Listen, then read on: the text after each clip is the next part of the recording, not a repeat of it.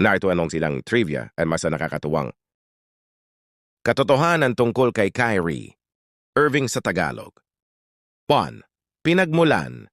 Si Kyrie Irving ay ipinanganak sa Melbourne, Australia noong Marso 23, 1992, ngunit lumaki siya sa Estados Unidos. Mayroon siyang dual citizenship, Australian at American. 2. Education. Bago siya sumabak sa NBA, naglaro siya para sa Duke University, ngunit maikli lamang ang kanyang paglalaro sa college dahil sa injury.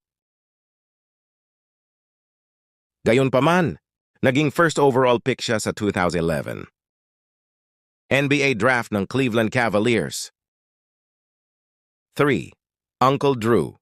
Kilala si Kyrie sa kanyang karakter na si Uncle Drew, isang matandang